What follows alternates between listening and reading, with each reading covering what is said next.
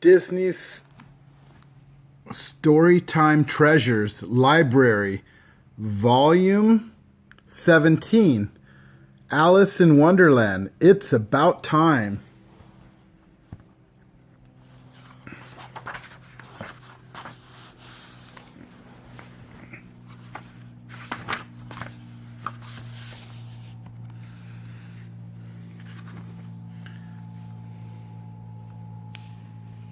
Today was Alice's birthday, and she had a feeling something special might happen. Her sister had asked Alice to meet her at the gazebo near the boathouse at 12 o'clock sharp. "I wonder if she has a birthday surprise for me," she said to her cat, Dinah. That's the cat, Dinah. The cat looked up from its cozy spot on the bed and meowed. "What do you mean? You're not telling?" Alice laughed as she sat down next to her pet and began to stroke its fur. See? She's stroking the fur, petting her cat.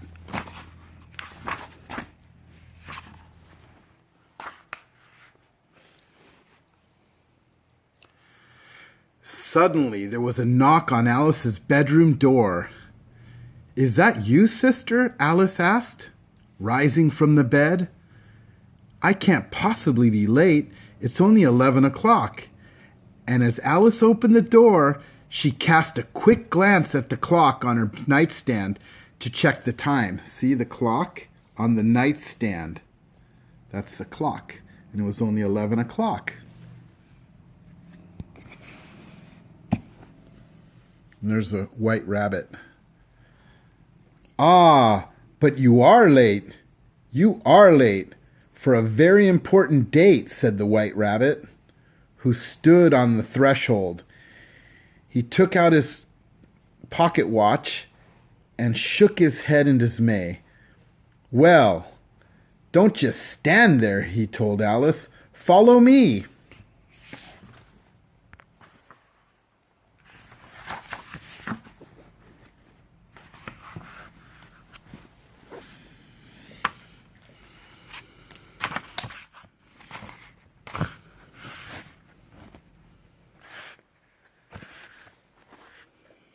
Now, Alice had followed that white rabbit once before and ended up in a place called Wonderland. It was a place where anything could happen. And not all of it pleasant. Still, Alice did love a good adventure. And she had a whole hour until she had to meet her sister. "Mr. Rabbit," Alice called as the white rabbit raced down the hall and started up the stairs to the attic. "Wait for me."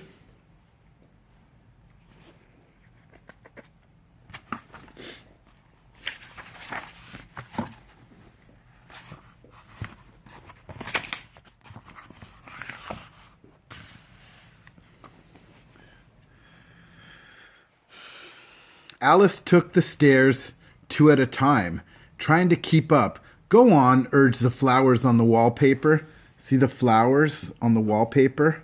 This is wallpaper. That's the wall. And the flowers, they're waving. Their petals waving hello. "You can do it." Alice nearly fell over in surprise and had to grab the railing to steady herself. See, she grabbed the railing with her hand. Grabbed the railing to steady herself. "Oh my goodness," she exclaimed.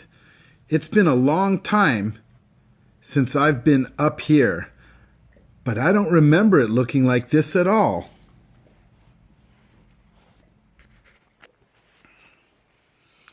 "Do hurry," cried the white rabbit from the top of the stairs. "The tea is getting cold." When Alice reached the attic, she found the Mad Hatter and the White Rabbit standing at a large table. "So good of you to come," welcomed the Mad Hatter. We'll just set another place." And with that, a cup and saucer jumped out of a box and onto the table.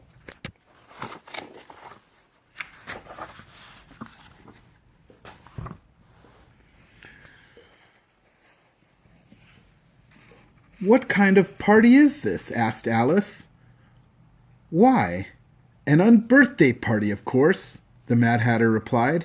"But today is someone's birthday," exclaimed Alice. "Mine."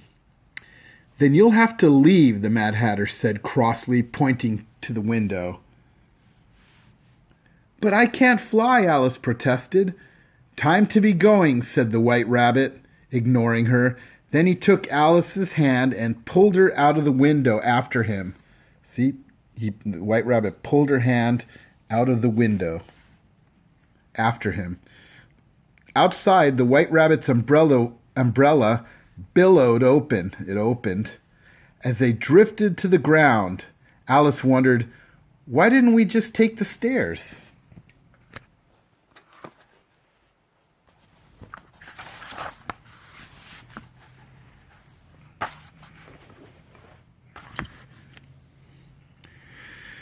When they had landed, Alice looked around, bewildered. She found herself in a garden, but one unlike any she had ever seen before. Lollipops sprang from the ground like flowers. See, the lollipops sprang from the ground like flowers. Heavy with cupcakes, and the stepping stones were chocolate cookies. The stepping stones are chocolate cookies, like a staircase. Stepping stones. Like chocolate cookies. "What is this place?" she asked. But the White Rabbit had disappeared.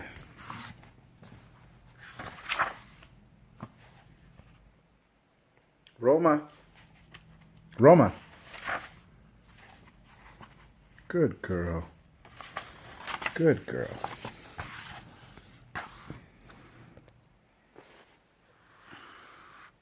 Alice was getting hungry, so she plucked a lemon cupcake from a bush and took a bite. Then she noticed that the lollipop flowers were towering over her. "Oh no," Alice moaned, "I've shrunk." She shrunk. She got small.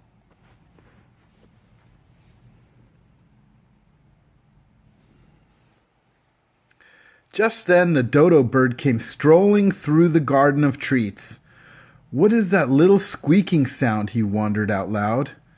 "It's me," shouted Alice as loudly as she could. "Did you say something?" the dodo asked. That's the dodo bird. And there's Alice. "Did you say something?" the dodo bird asked.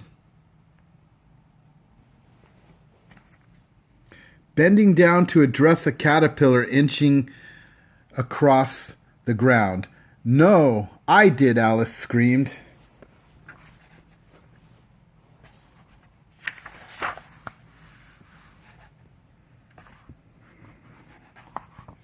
See, that's a magnifying glass.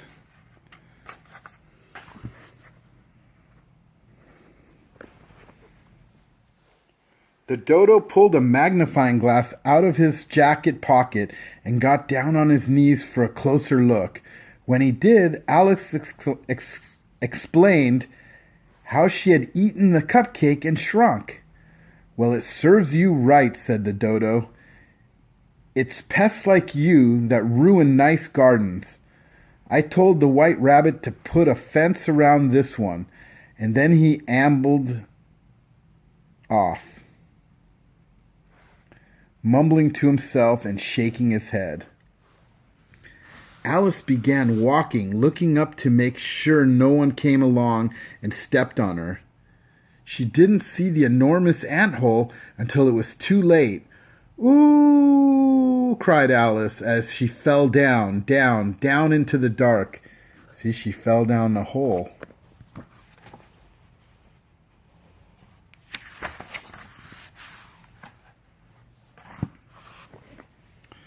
When Alice stopped falling, she was sitting in a tunnel.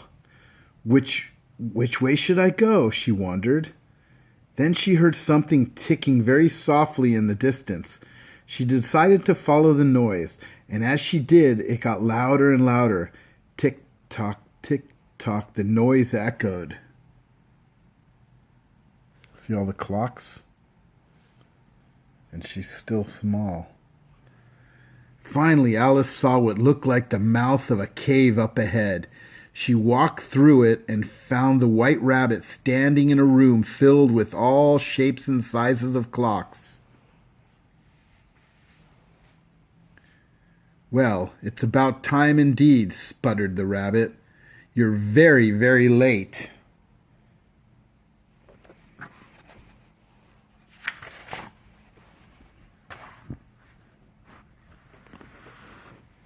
"Oh no," remembered Alice. I am very late. I was supposed to meet my sister at noon. And now look at the time. All the clock faces in the room showed 1 o'clock. "Come along, then," the White Rabbit instructed her. Then he jumped through a hole in the ceiling, but Alice was much too small to jump that high. "Help!" she called. "Someone get me out of here!" Moments later, rain began to shower down from the hole in the ceiling. When it fell on Alice, she began to grow, just like a flower. She got taller and taller until her head popped out of the ground. When she had finished growing, Alice stepped out of the hole and brushed the dirt from her head. See? She got bigger.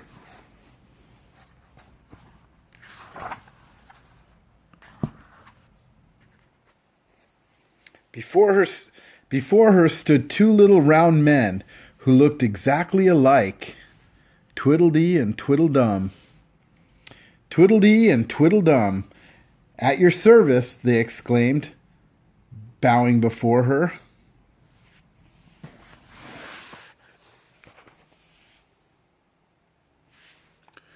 "Do you know how I can get to the gazebo?" Alice asked. "It's my birthday and—" "Your birthday?" interrupted Tweedledee. "Why? You must... Your birthday," interrupted Tweedledee.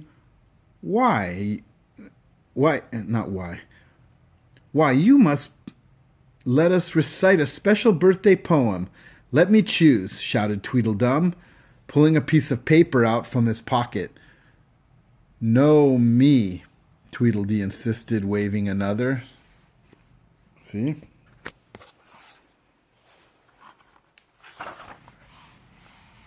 "Really, I don't have time right now," Alice tried to explain. But the twin brothers wouldn't listen. They continued to argue, taking poems out of what seemed like hundreds of pockets. Alice walked away, shaking her head. Clearly, these two wouldn't be of any help.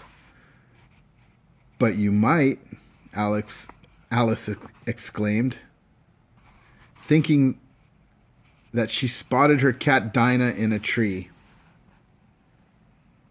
See the cat in the tree?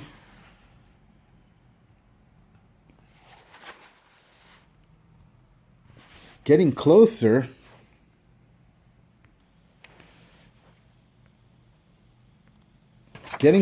Alice saw that the creature wasn't her pet at all. It was the Cheshire Cat. He grinned an enormous grin and pointed. "Is that the way to the gazebo?" asked Alice. But instead of answering, the cat disappeared. Alice wandered along through the forest until she saw a clearing up ahead. Just as she emerged from the trees, someone yelled, "Duck!" That's duck. Alice did as she was told. To her surprise, a hedgehog whizzed by her head. That's a hedgehog. Soon, a playing card with arms and legs came jogging past to fetch the creature. "Thank you for warning me," Alice said politely. "My pleasure," the playing card answered. "It's always dangerous when the queen plays croquet."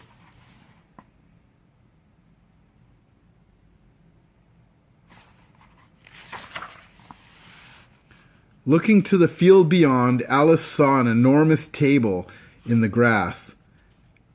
At the table sat the Queen of Hearts. See the table?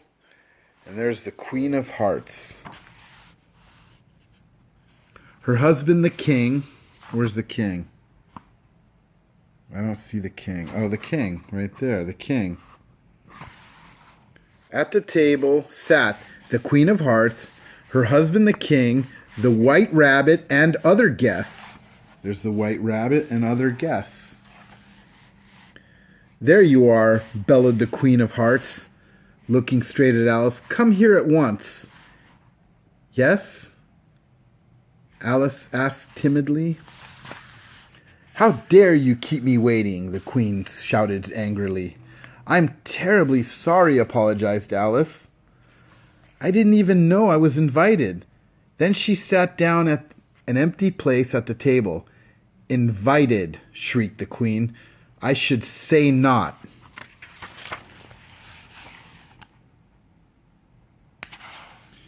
You're supposed to be serving the food, the king whispered. See, he whispered. There must be some mistake, protested Alice. No one disobeys the Queen cried, outraged. Guards, off with her head.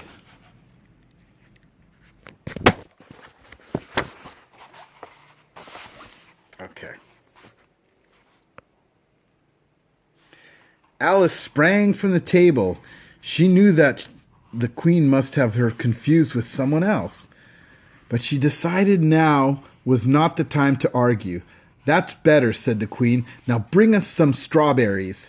Alice went over to a buffet table laden with food, brought the bowl of strawberries, and ladled some onto each guest's plate. See the strawberries? She ladled them onto everyone's plate. Okay. Now, the tomatoes, commanded the Queen. Next, she ordered Alice to bring them cherries, then cranberries, then raspberries. This was the Queen's annual red banquet, and all the food served had to be red, of course. See?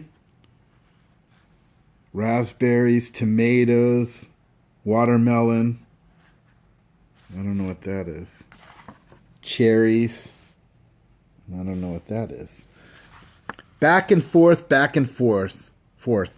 Alice went to the table. After the raspberries, she had to bring everyone tarts with red icing and red fruit punch. At last, tired of the Queen's orders, Alice stood and faced her. If you want one more thing, you'll have to get it yourself, the girl announced.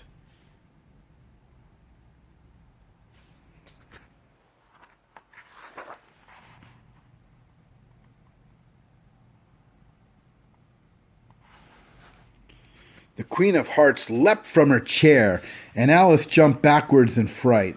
She tripped over the Queen's croquet mallets and went sailing into the air. Up she went into the clear blue sky, where she bounced from cloud to cloud. Now she's back home with her cat. Her last bounce sent her soaring straight through an open window. When she hit the floor, she realized she was in her very own bedroom. Alice looked at her rumpled bed, then at her clock, and realized she must have fallen asleep. Why, must I always dream of that silly white rabbit? Alice asked Dinah. Remember Dinah the cat? Who was still curled up on the bed.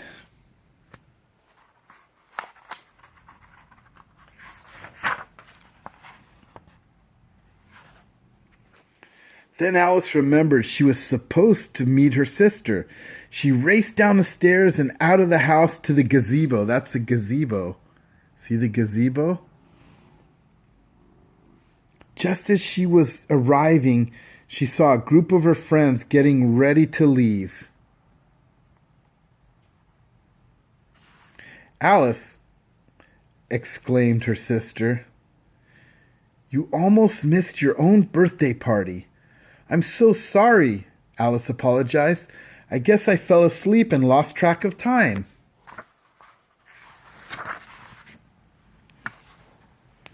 And there's a birthday party.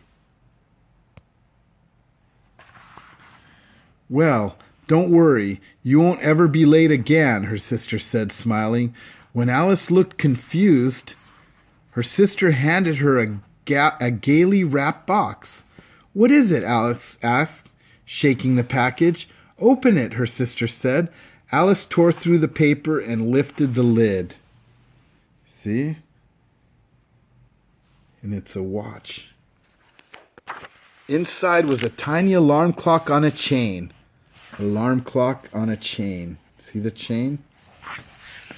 See the chain right there? Alarm clock with a chain.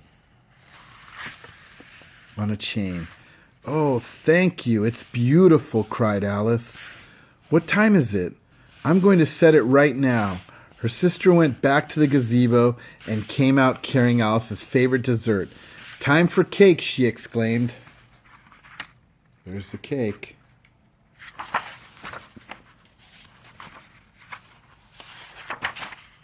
And that looks like about it. Let's see. Yep. So here, Alice met a rabbit who kept her on the run. She thought that if she followed him, she just might have some fun. Instead of falling fast asleep, she should have watched the clock. Now she always knows the time because her necklace goes tick-tock. Let's do that again. Alice met a rabbit who kept her on the run. She thought that if she followed him, she just might have some fun. Instead of falling fast asleep, she should have watched the clock. Now she always knows the time because her necklace goes tick-tock. That's it. Over. Those are more books. Good night.